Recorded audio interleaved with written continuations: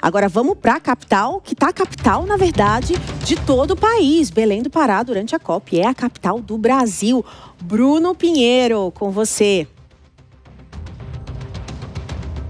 Márcia, vamos lá. Antes, quero só deixar um registro aqui que está fazendo muito calor, como um dia normal. Mas aqui dentro, na verdade, o forro é uma espécie de uma lona que fizeram justamente para tentar fazer essa cobertura de uma estrutura muito grande. É uma tenda, na verdade, é uma tenda gigante e aí essa lona foi colocada. Então isso passa muito calor.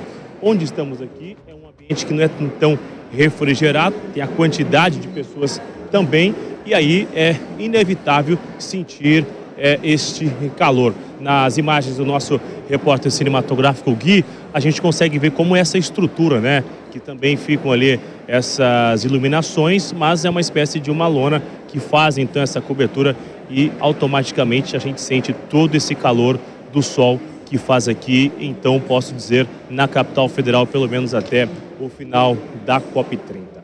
Falando sobre a COP, a gente tem também a chegada da indústria, a CNI, que veio para a COP para tentar fortalecer ainda mais a imagem da indústria na agenda climática global, do mundo inteiro.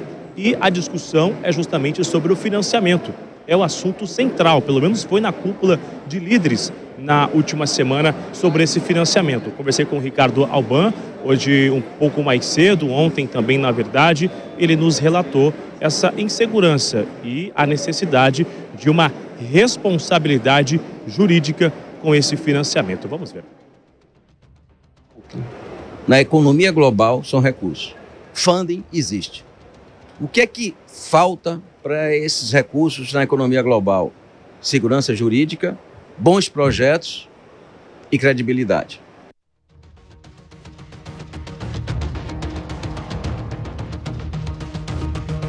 A gente acompanha, inclusive, ainda sobre a fala da Ferrogrão. A gente discutiu muito aqui ontem sobre a Ferrogrão, que é uma ferrovia que vem da região norte do estado de Mato Grosso, aqui é o estado do Pará. De acordo com a CNI, com o Ricardo Alban, essa ferrovia tem a sua importância, tem uma necessidade e tem como, sim, respeitar o meio ambiente e, ao mesmo tempo, também gerar o desenvolvimento, inclusive com uma estrutura como essa da ferrovia chamada de Ferrogrão, assunto que está no Supremo Tribunal Federal após ser judicializado. Vamos ver. O que é que o crescimento econômico pressupõe? Que as oportunidades sejam exploradas.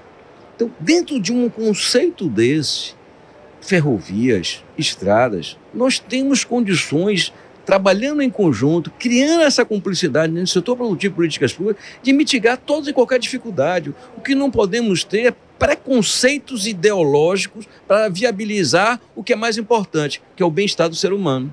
Que, obviamente, a natureza, o meio ambiente, o clima é fundamental. Mas eles podem conviver harmonicamente. Já imaginou se a base logística do Brasil fosse muito mais ferrovias do que rodovias? Quanto que nós ganharíamos de competitividade? Óbvio que as licenças ambientais são importantes, elas precisam ser meritocráticas, elas precisam ser técnicas.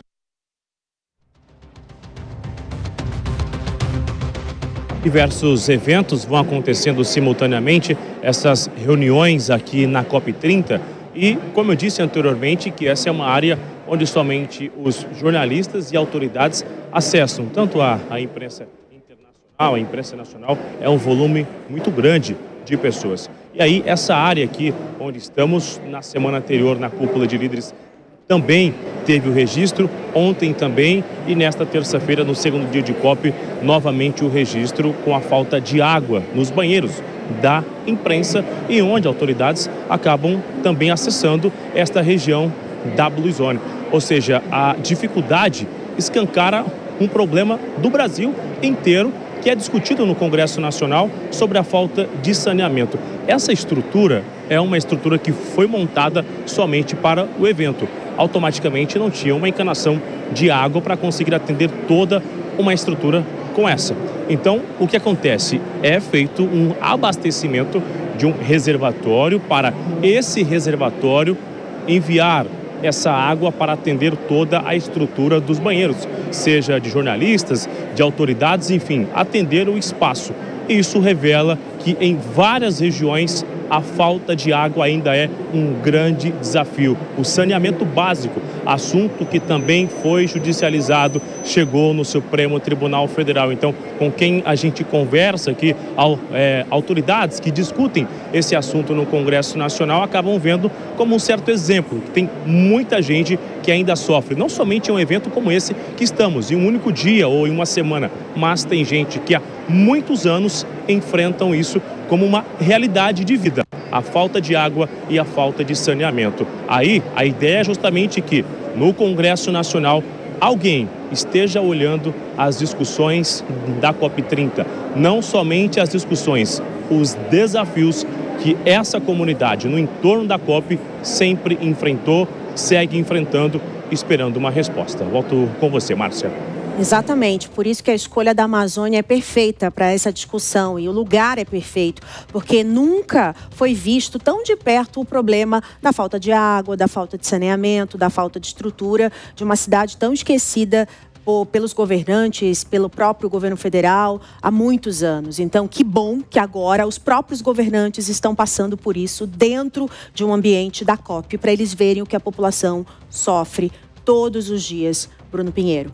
Agora vem comigo e vamos abrir a JP nas redes, que é a tela com a sua opinião aqui na Jovem Pan News. A gente perguntou se a ausência dos Estados Unidos pode, de alguma forma, tirar um pouco do protagonismo dessa COP30. O Vinícius Constantino disse o seguinte: boa tarde, a ausência dos Estados Unidos na COP30, sim, influencia consideravelmente devido ao seu papel na geopolítica mundial. A sua força militar e econômica, principalmente por ser um país industrializado e, por isso, possuir responsabilidade conjunta com o meio ambiente.